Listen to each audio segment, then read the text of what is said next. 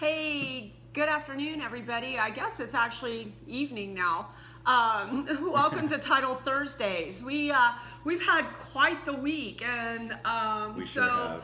that's why we're a little late. I literally had 2 closings today, and I've been working on the most bizarre transaction ever.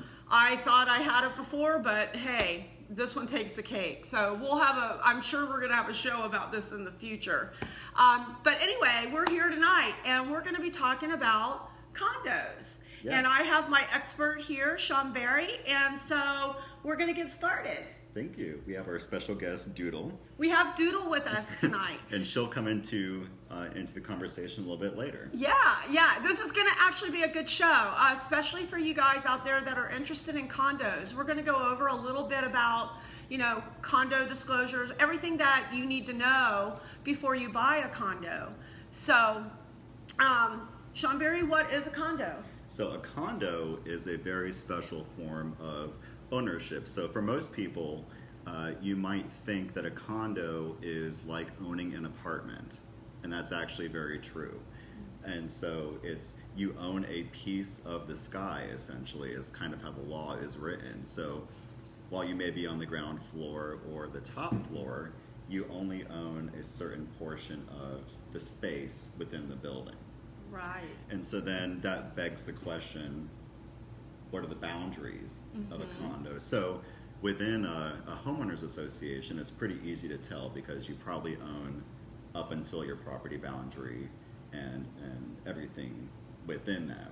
With a condo, it's very different. So you own what we call from the paint in. So think if you're looking at it from left to right, you own from the paint in, you own from the unfinished floor up and the unfinished ceiling down. So if you put hardwood floors in, you own that, but you don't own the concrete.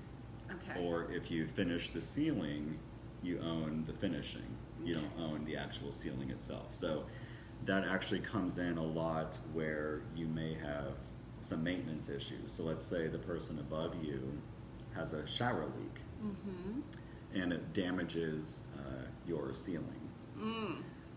The big fight's going to be, who has to pay for it? Is it the association? Do you replace the drywall, or what do you do? Right. And so it's really going to depend on where did the leak originate, or whatever damage it may have been. And so in my prior years of representing associations, that was typically the fight. Okay. Is who has to pay for it and where does the liability stop? Okay. So with condos, most people think that you also own the drywall, and you don't. The condo association typically has the management and the authority over even stuff like your drywall. So just, if you're going to buy in a condo, make sure that it's a good building. Well, and I can say to my realtor friends, I get the question all the time, how do I know if it's a condo or a townhome? And the best way I can tell you is if you, in the legal description, you see unit 2101, it's a condo. If you see lot 101, it's a townhome. So a townhome will always have a piece of the land attached. Now, it may only be the land underneath the townhome. Correct. You may not have a whole lot of land, but you still own the land beneath. In a condo, you do not. Correct. And also another really good way to tell if the land, so especially if you have a townhome situation, if the legal description says condominium in it, that's a really good indication that you're in a condominium.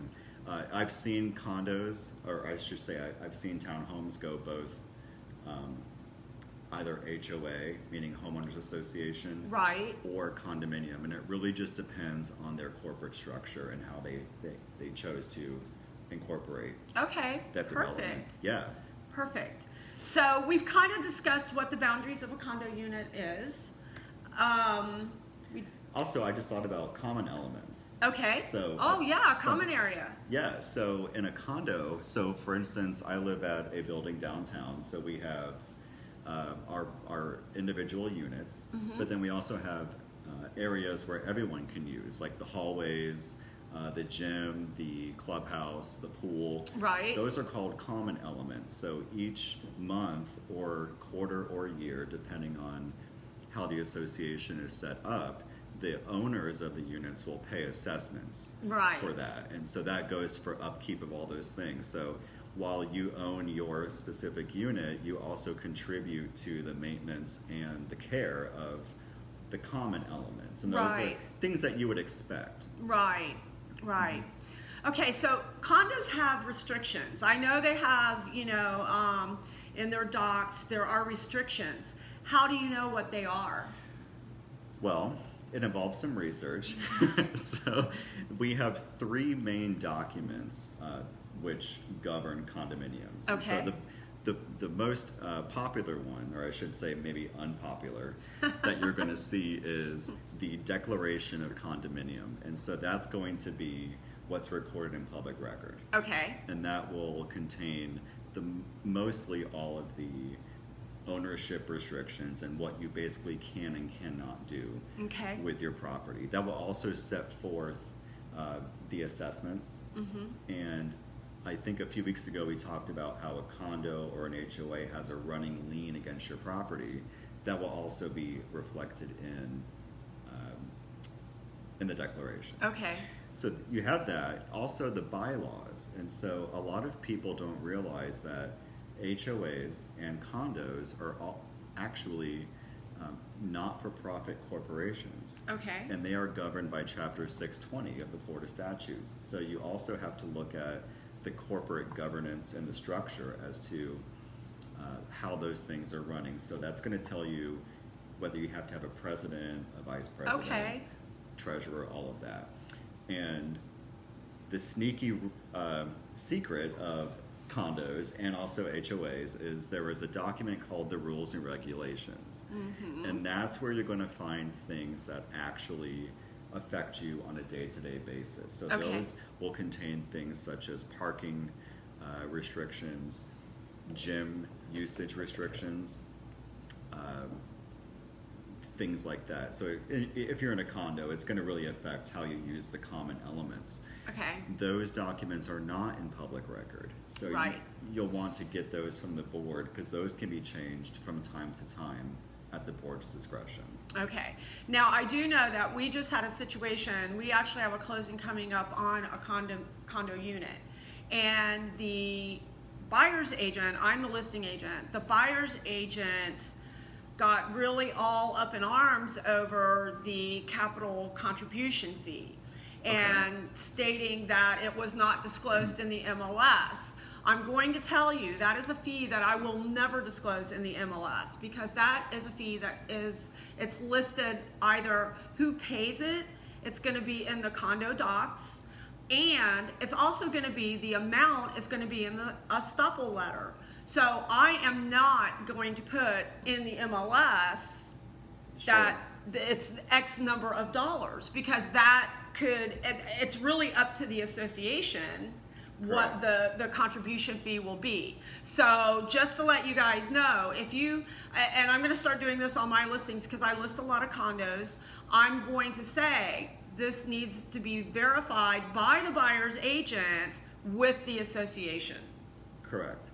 Yes. Yes. So that can be changed from time to time. And for our viewers who may not know what a capital contribution is, when you're buying into a condominium association, many times the management company will have you pay 1 or 2 months in advance, so that way they know they've got at least something from you up front. But also there's a capital contribution, which is a buy-in, essentially. So think of it like ownership. Correct. So think of it like you're buying into a company, and you're making your initial investment, and that's what that is. And typically it's 2 or 3 months of assessments. That's what we usually see on the closing side of things. So what I would say is for buyers, make sure you get a copy of the rules and regulations before you move forward, because that's really going to affect you moving forward.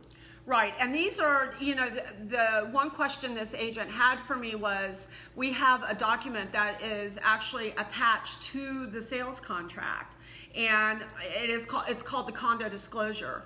And in this, it discloses if you have to be approved by the association, if the association has the right of first refusal, just several things. And in this condo doc, disclosure, it says that you have 3 days to obtain the condo docs, and it's really up to the buyer's agent to make sure that you get those documents and that your buyer reviews them.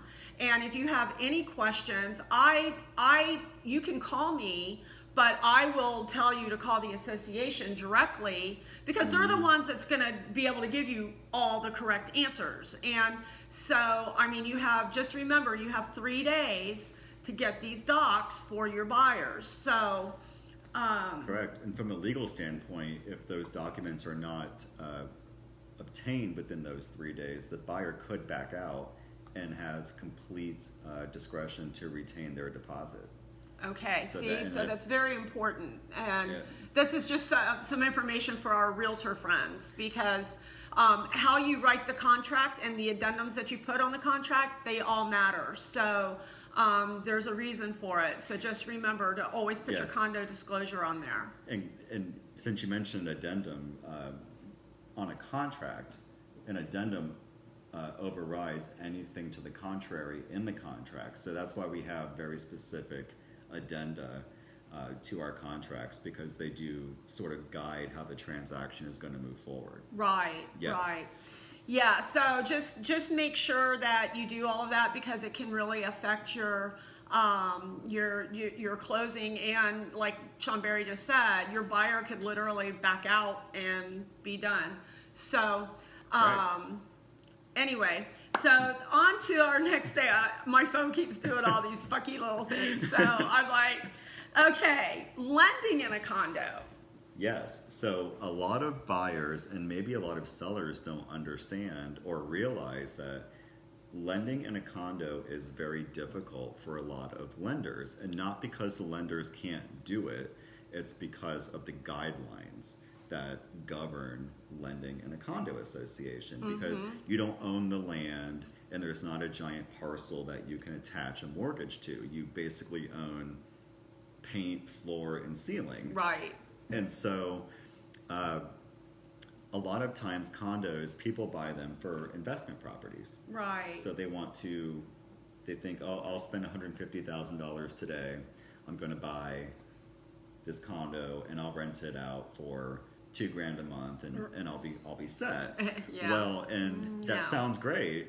No. And the issue is a lot of first-time home buyers have to go through the FHA loan program, which I think we've talked about before. Right. And those government-backed programs do have restrictions on how many renters you can have within the condo association. So you have to be within a certain ratio. And if you're not in that ratio, then your condo complex or your condo building is not approved for FHA financing. So that's why you see, I shouldn't say very few, but you see a smaller number of lenders able to lend within condos because they've gotten certain projects approved. Right. And for my realtor friends out there, when you hear that a condo is not warrantable, that typically means that there's a reason, and it could be the reserves are out of whack. I know that the reserves have to be about 15%, I believe.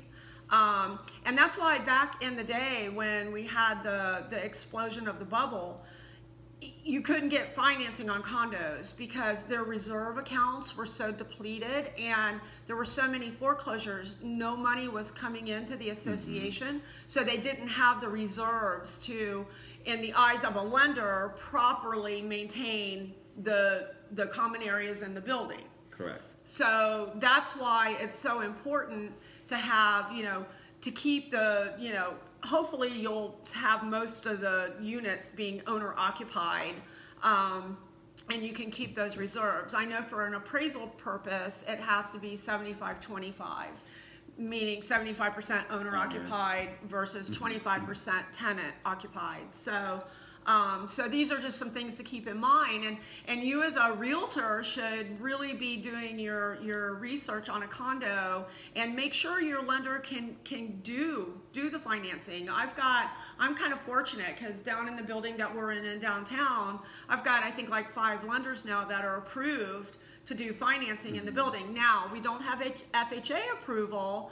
However, we can do conventional, 3, 5, 10, 20%, whatever. So we're in the process of getting FHA, but that's a process. So, Shawn Berry, okay, let's talk about some specific restrictions. Well, since we're talking about lending, we did just have an interesting situation on a finance deal that we were trying to close. A friend of mine was trying to buy a condo over, I believe, near the SeaWorld Universal area, and the lending was going along very smoothly, and then all of a sudden we hit a roadblock. And at the last second, the lender said, wait a minute, there's a pending lawsuit against the association. Wow. And we thought it was for something major. Well, as it turns out, which I shouldn't laugh, but I'm sure it was funny to watch, the landscaper removed a tree and somebody walked by and tripped and fell in the hole. Oops. And they that would probably be me. I'm just saying. I would be the one that fell in the hole. Just saying. And they sued the association. And because of that, the lender literally hit the brakes on the deal. Because it's litigation. The issue was whether there was enough reserve to cover this potential loss. And so when I say reserve, I mean each month or each quarter as a unit owner pays their dues, part of that goes to what we call reserves. And it's kind of like an escrow account. And it's held aside for general maintenance, typically the roof, paint. For the common areas. Correct. Yeah. But they also hold aside for lawsuits. And so there was not a determination at that point as to how much potential liability the association may have as to that particular hole tripping incident. So we were able to transfer it. We were able to transfer it to a different lender who got it closed within 3 weeks.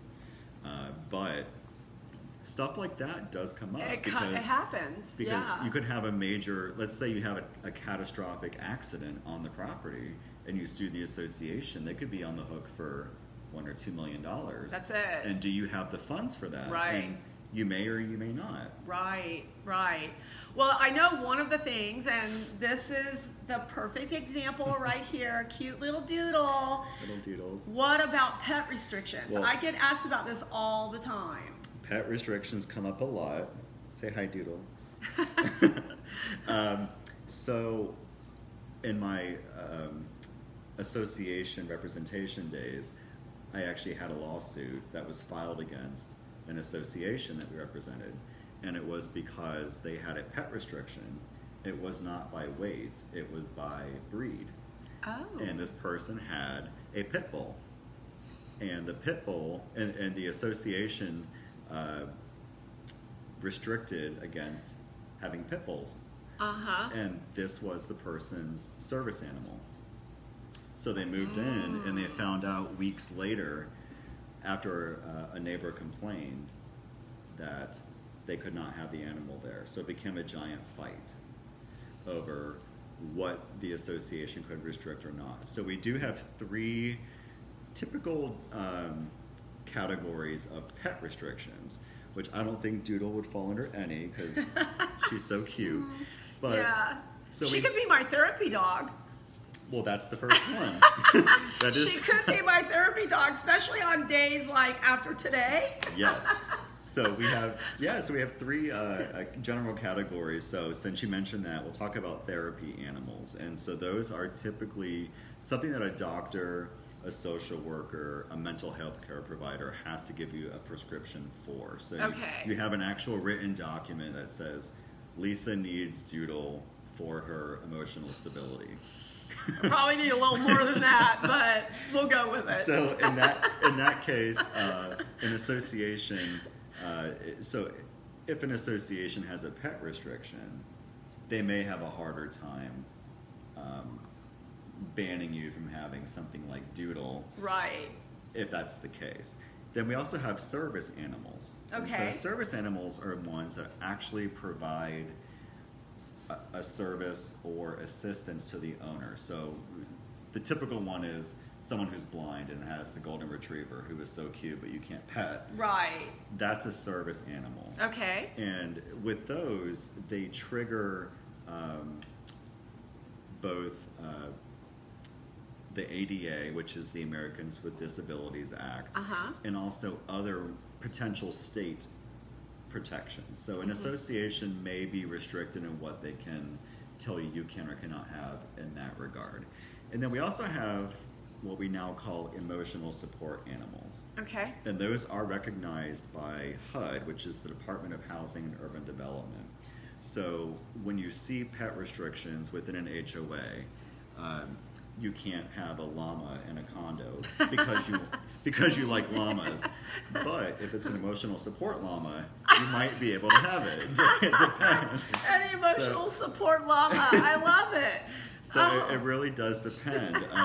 And I actually just helped a condo association revise their documents to modernize them. Okay. As far as a lot of different perspectives. And we didn't touch on the pet restriction because they didn't have one. But that is a big point now for associations, is how do we deal with the emotional support, the therapy, and the service animals. Well, I know in the building that I work in downtown, where I have my office, they, in their restrictions, you're allowed to have 2 pets, and they can't combined cannot go over 100 pounds, which that's a lot. I mean, when you think about, I saw a Great Dane. It was about this tall. It was almost as tall as I was in the elevator.